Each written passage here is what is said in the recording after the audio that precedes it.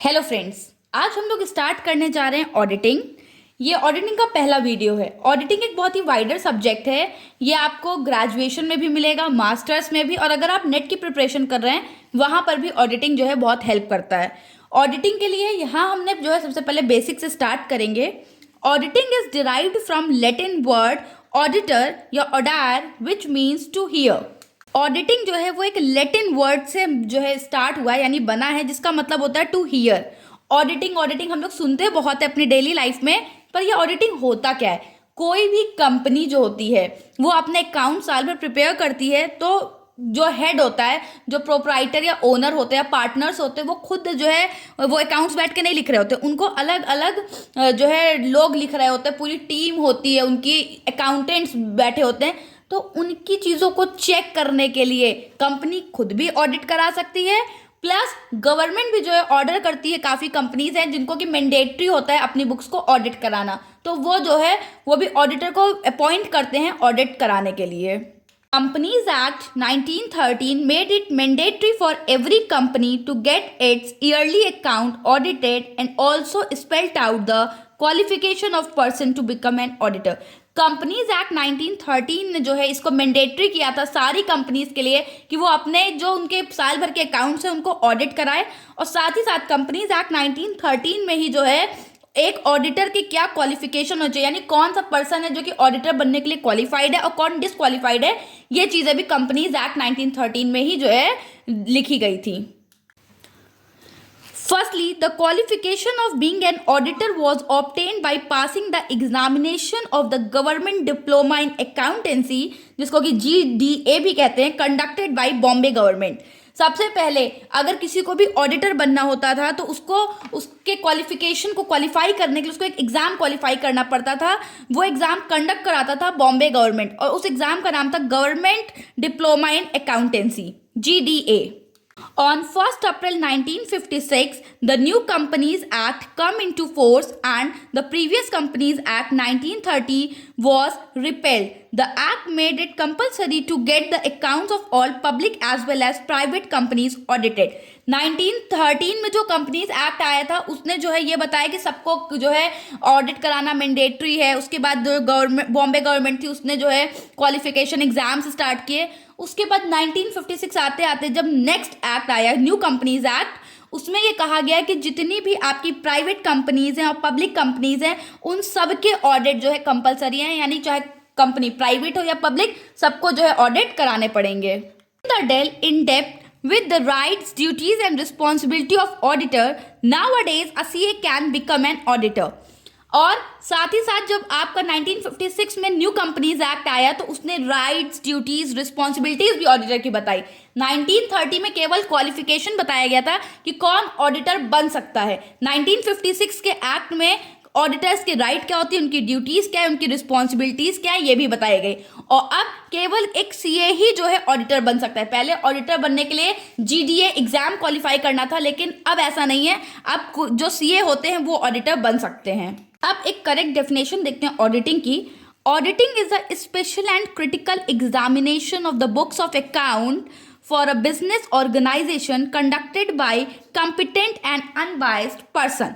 Auditing जो है ये एक स्पेशल और क्रिटिकल एग्जामिनेशन होता है हमारी बुक्स ऑफ अकाउंट का, यानी किसी भी कंपनी की जो बुक ऑफ अकाउंट है उसका एक क्रिटिकल एग्जामिनेशन यानी प्रॉपर एग्जामिनेशन होता है। और ये एग्जामिनेशन करता कौन है? एक कॉम्पिटेंट और अनबायस्ड पर्सन, वो पर्सन जिसका कि उस कंपनी से कोई भी लेना देना नहीं है। ऐसा नहीं है कि कोई भी डायरेक्टर को हमने जो है ऑडिटर बना दिया कि डायरेक्टर सीए था उसको ऑडिटर बना दे, नहीं।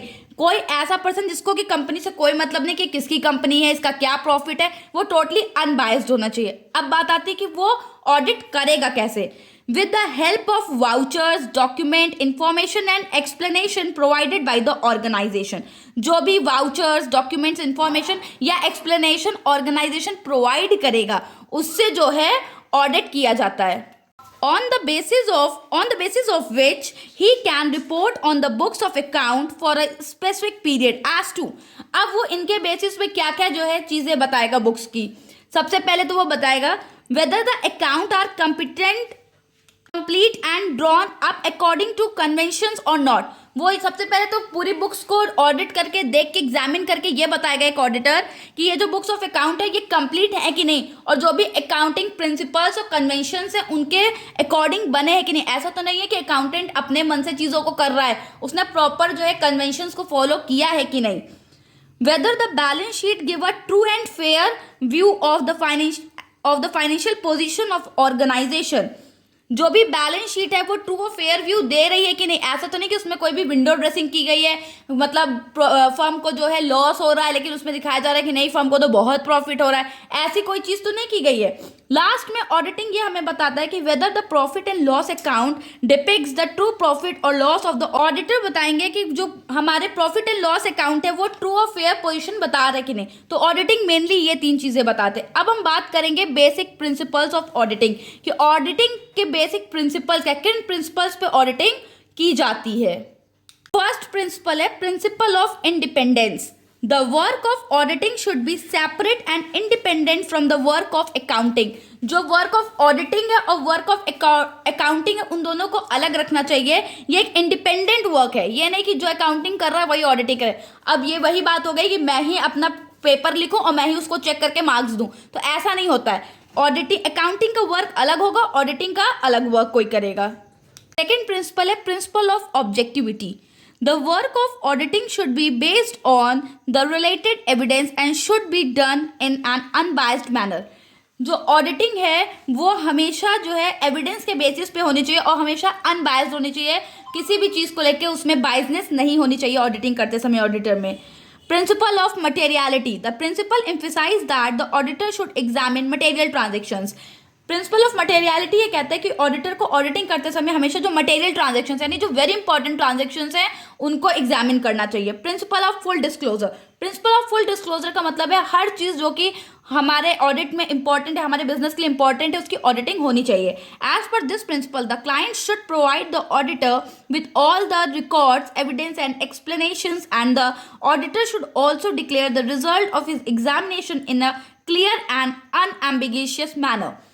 इसका मतलब ये है कि जो क्लाइंट है उसको कुछ भी जो है अपने ऑडिटर से छुपाना नहीं चाहिए, उसको सारे एविडेंस रिकॉर्ड और क्लियर एक्सप्लेनेशन देना चाहिए एक ऑडिटर को ऑडिटिंग के टाइम पे। और ऑडिटर को भी जो भी डिक्लेरेशन है उसके एग्जामिनेशन का, जो भी उसने देखा है उसकी पूरी बुक्स ऑफ अकाउंट में, उसका जो भी रिजल्ट है वो क्लियरली जो है और सही मैनर में उसको अपने क्लाइंट को बताना चाहिए, उसमें कुछ भी जो है उसको छुपाना नहीं चाहिए। This was all about the basics of auditing. Next video में हम कंटिन्यू करेंगे क्वालिटीज ऑफ एन ऑडिटर कि एक ऑडिटर में क्या क्या क्वालिटीज होनी चाहिए। प्लीज अगर आपको वीडियो अच्छी लगी तो मेरे चैनल को सब्सक्राइब करें और वीडियो को लाइक करें। Thank you.